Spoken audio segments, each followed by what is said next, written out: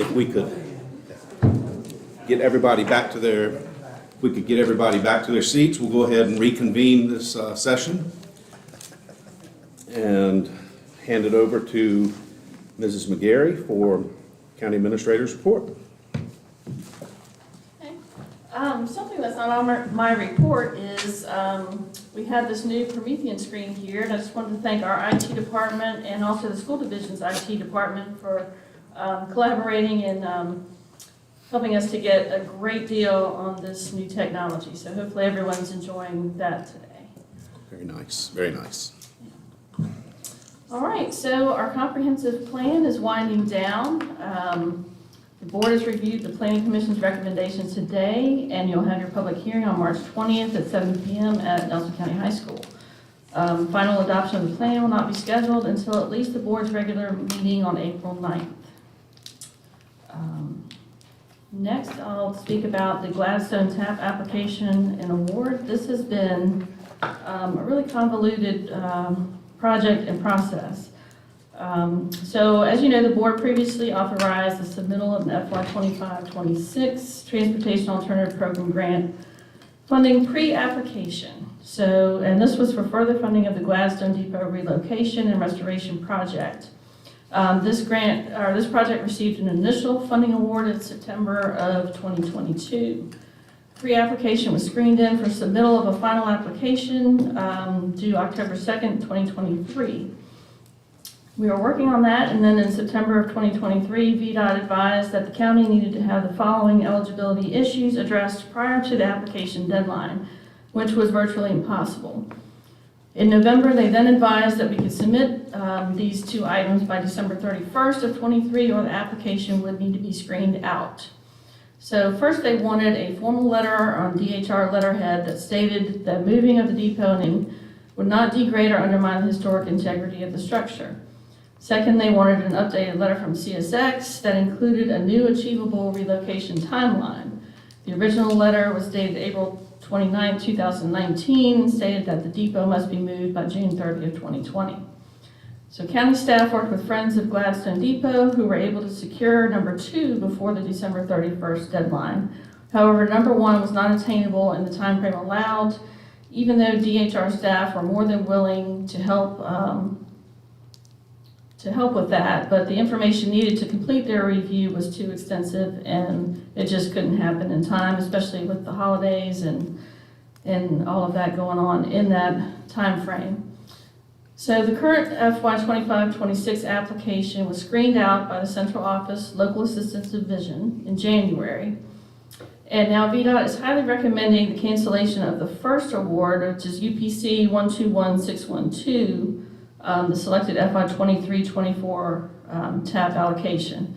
And the reason for this is they want to keep this project from appearing on FHWA's fire report, which would show the project's inability to progress and the lack of billings for the project. They also stated that if the county were to cancel this funding, it would be accessible in the future.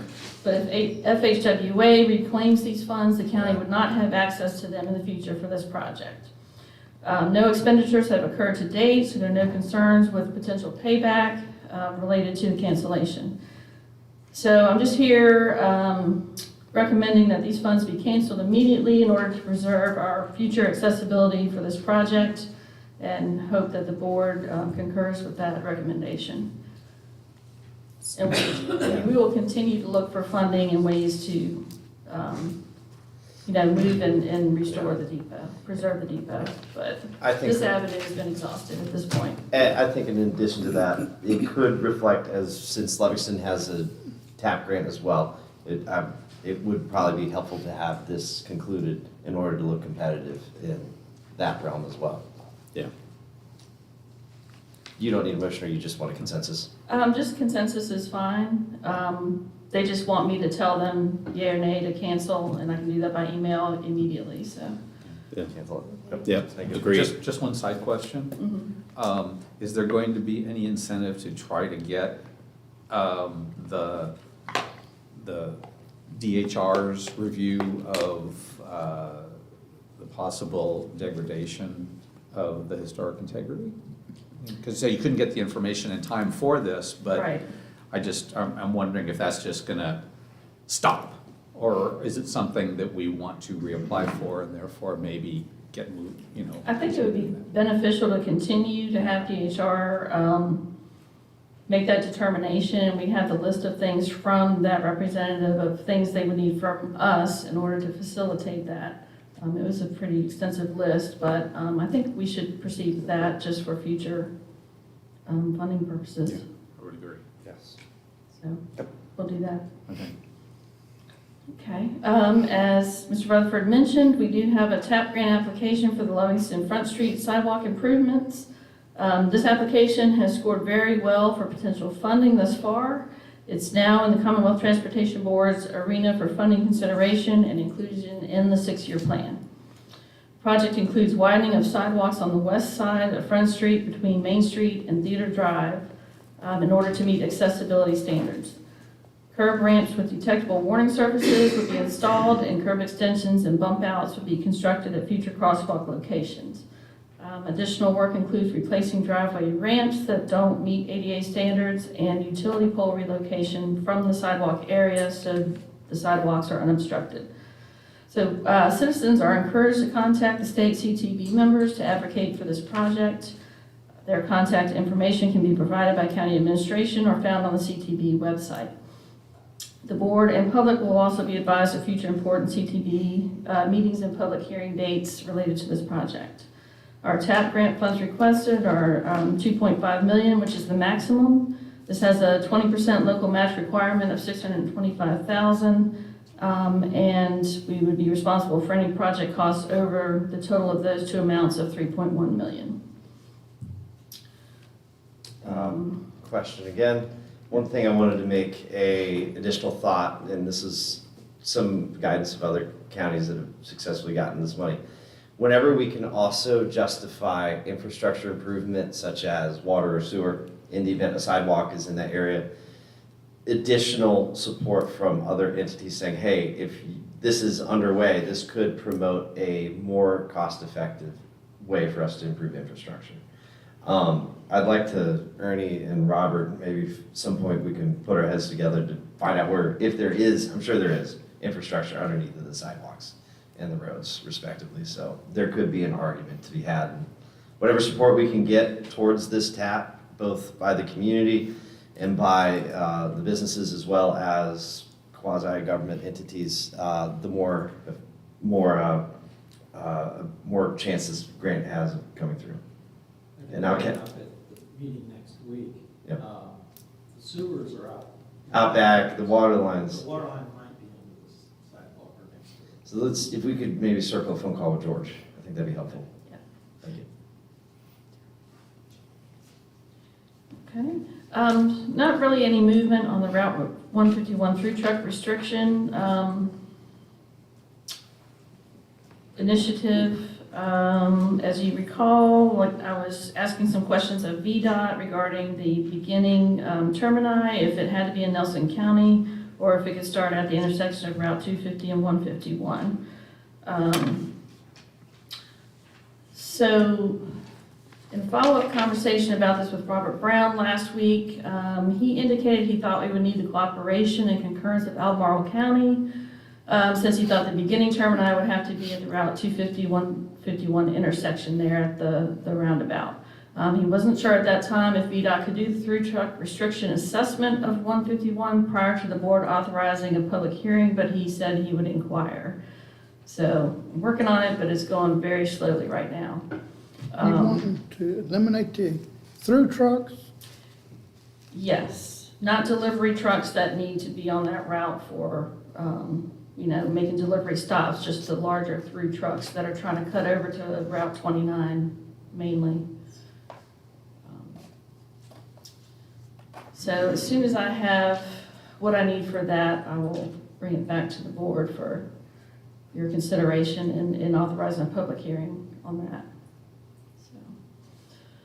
Our 24-hour library kiosk in Nelliesford is up and running. The ribbon cutting ceremony will be held on Wednesday, March 13th, which is tomorrow at 3 p.m. at the site. We've got Chair Parr, Vice Chair Reed, planning to be in attendance, and light refreshments will be served. The Piney River Solar LLC special exception in Amherst County that was adjacent to the Blue Ridge Railway Trail, the special exception permit was denied by the Amherst County Board of Supervisors. So I don't know if there's any appeal in the works having to do with that, but right now it's been denied. You all should have your department and office reports for February and March. And I'm happy to take any questions. Anybody have any questions on the county administrator's report? One note on the comprehensive plan. I wanted to get clear on the process going forward. We're going to have the public hearing at the high school. And then sometime after that, if we are going to consider the planning commission's recommendations or any recommendations of our own, would we schedule a separate work session? Would we do it at one of our budget sessions? Should we do it via email? What do you think we should do with that? I mean, that's up to the board if you'd like to have a separate work session, or we could schedule it on the next board's meeting date, which would be in April, where you could have that discussion, have a mini work session. How extensive? And then go from there. Well, I just have a tiny one-word scenario, very simple, very, You wanna say very it minor, very minor. Do you want to say it now? Definition of is? It's,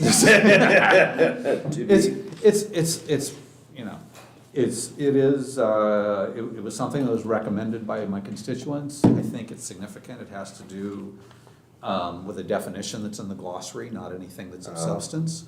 But it's just shoot something an that I email. think is, you know, I think it's got value, so I just want to let everybody know. Okay, yeah. I think an email. Okay, I don't think it's significant enough to warrant whole a meeting meeting. for a one-word change in a definition, but What is the word? it has to do with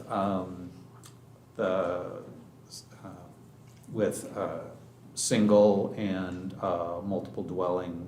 It's adding view sheds to the things that you're concerned with in terms of trying to preserve and, you know, in certain areas. So, Okay. which is a real Okay. minor addition, but one that's important in my district for obvious reasons. Okay. So it's not a big deal, but it's a big deal to some people. Got it. Okay, so is the board comfortable proceeding with, holding the public hearing and then having your discussion and review of Yeah. recommendation and other Yeah. public comments from hearing on April 9th?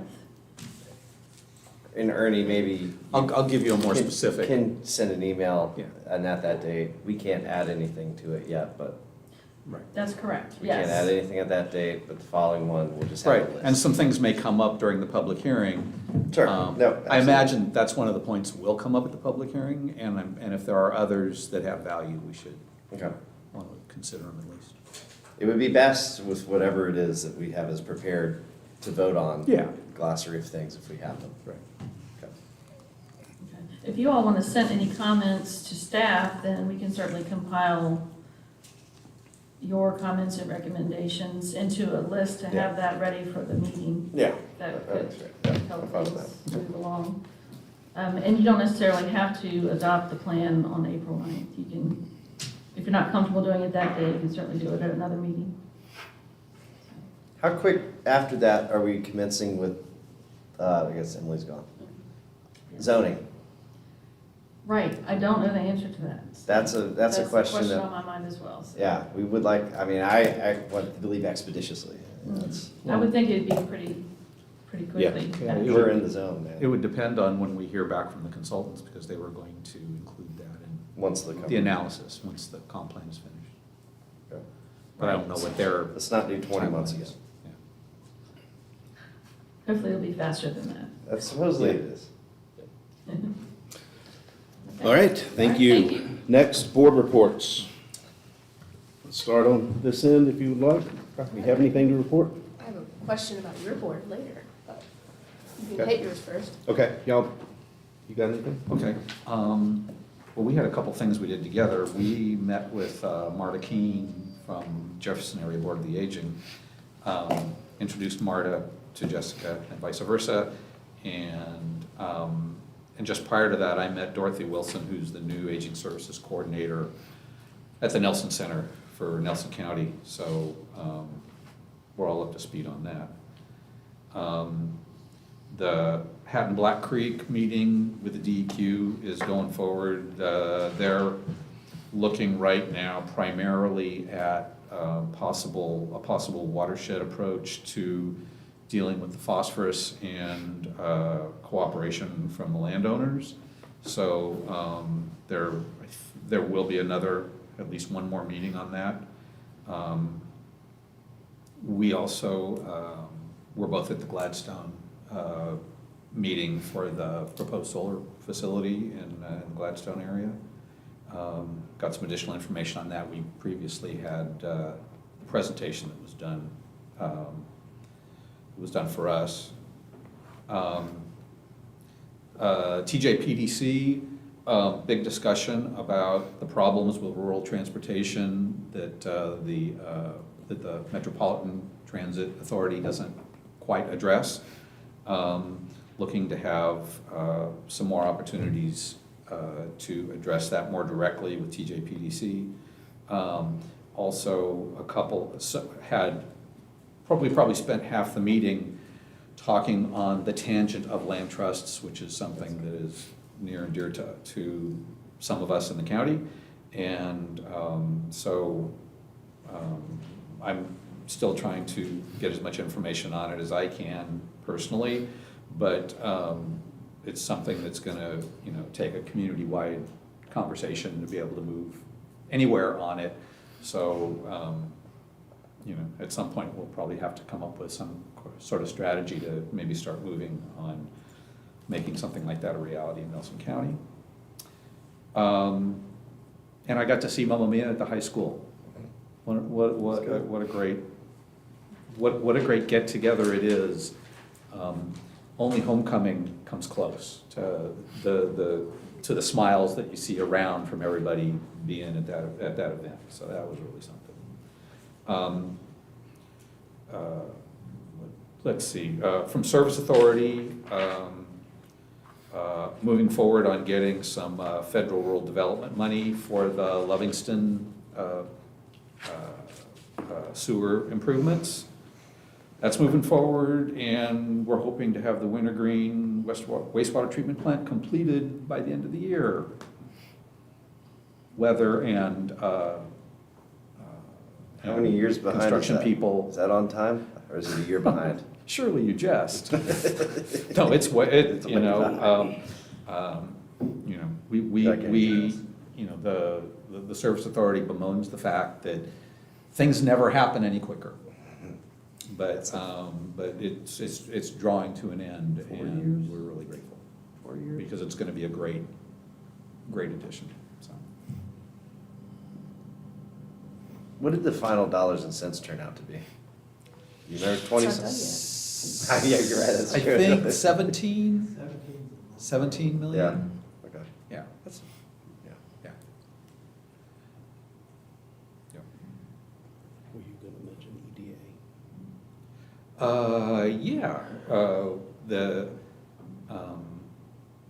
The EDA was given the presentation for the $25 million school renovation that would pass through the EDA.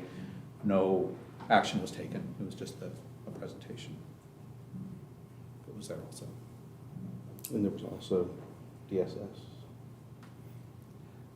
You want to do that one, since I don't have it written down? And don't Sure.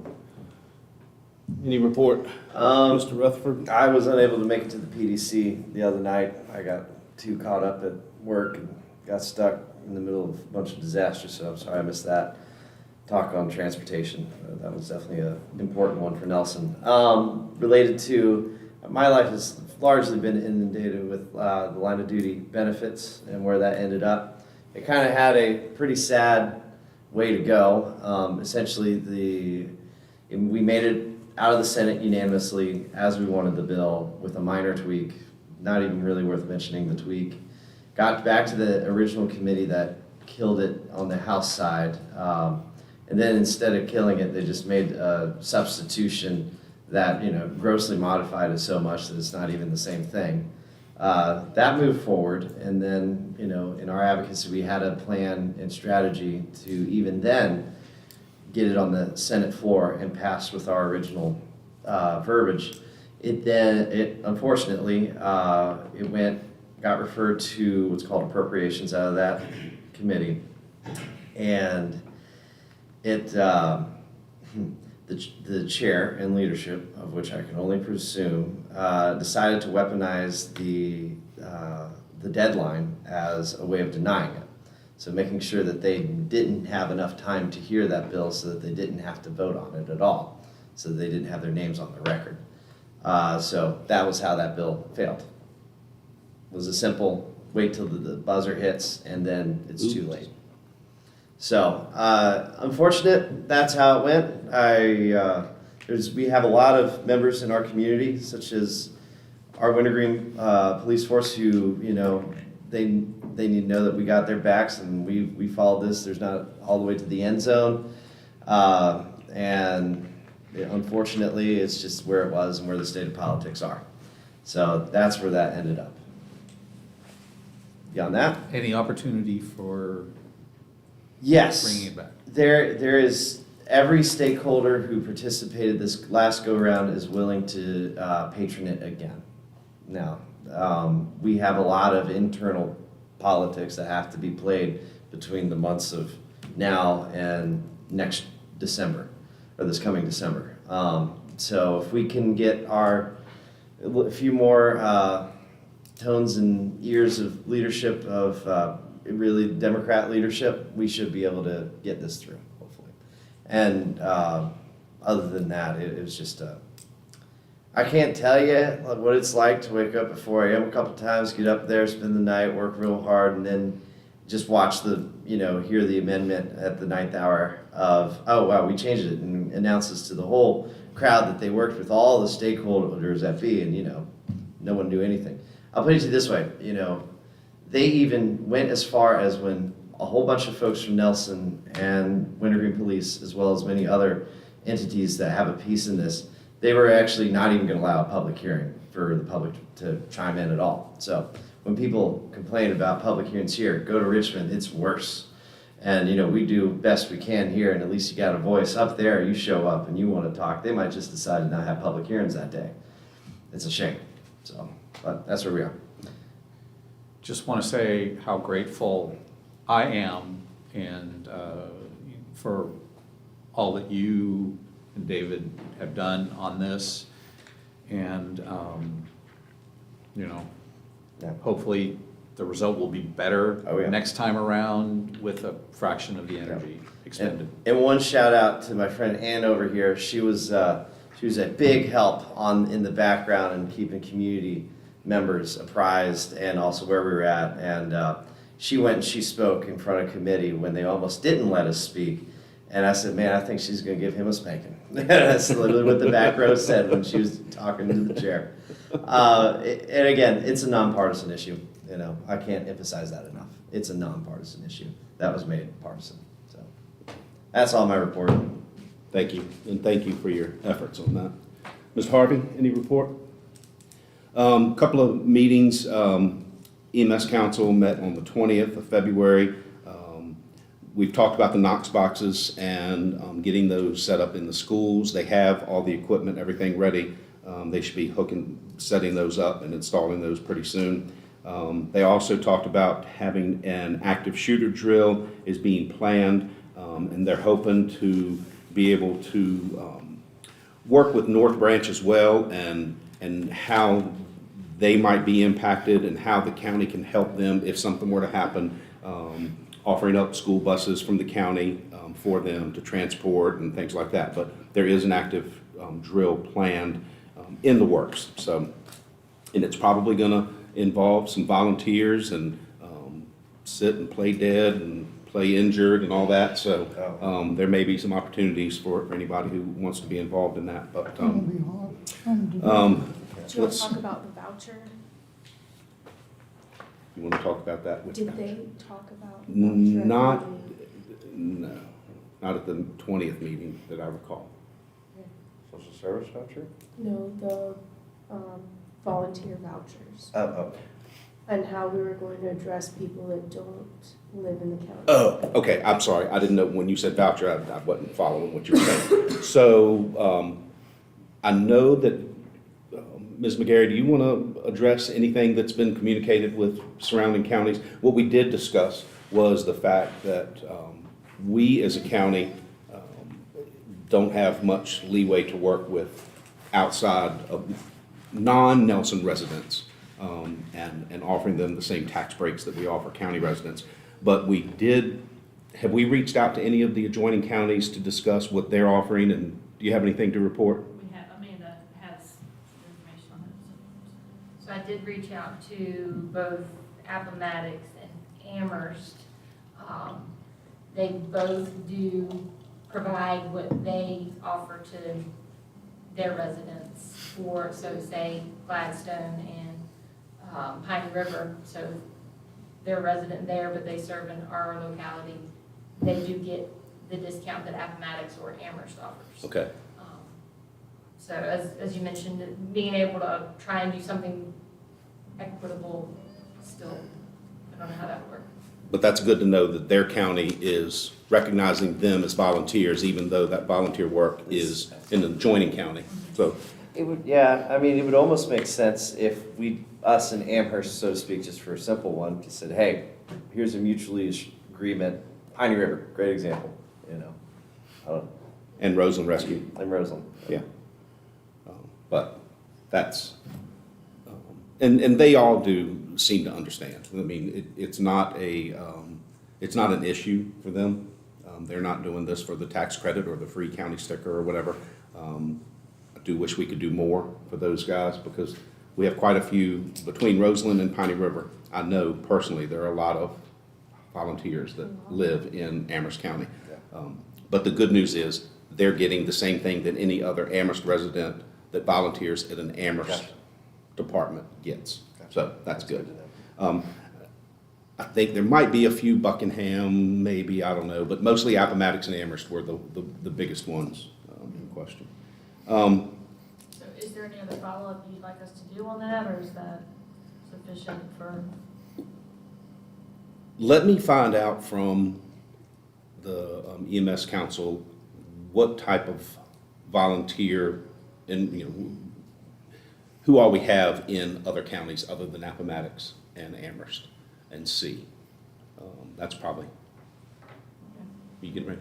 I was gonna say, I did send a request to the EMS Council President, asking how many out-of-county volunteers we had, but I haven't gotten anything yet. Okay. He was working on that. Perfect, and hopefully when you get that back, maybe we'll know, it'll include where, what county they're from. And if it's other than Appomattox and Amherst, maybe we could follow up with those as well. Yep. That answer? Yep. Okay. Earlier today, I attended a community get-together in Montebello, and I know Ernie and Mike Harmon attended a few weeks back. Nice get-together. They're sharing their concerns over the comprehensive plan and suggestions, and I know they had a few concerns last time that were reflected in the update that we got from the Planning Commission, and so that was good, and they were very pleased to hear that you all heard them. So, DSS building, we're moving forward with discussions with the architects, and had an on-site meeting last week, I guess. Yes, last week, to just put our eyes on stormwater concerns and get a visual of where the building is proposed to be situated, and so moving forward with that. Met with, the EDA had their meeting back on the 26th, and Ernie and I attended that. Sounded to me, and you correct me if I'm wrong, but I felt like we had the support of everybody except one board member, I guess, who proposed a separate said that there was a proposed optional location, but I have not heard anything else since that. It seemed pretty hot and heavy at that meeting, and then crickets. So if it's what we think, the location, we've already explored it as a county for using it as another project, and it did not prove economically feasible. But I would have assumed if it was that big of an option, we would have heard something additional after that meeting. But I think it was well received and supported by the EDA.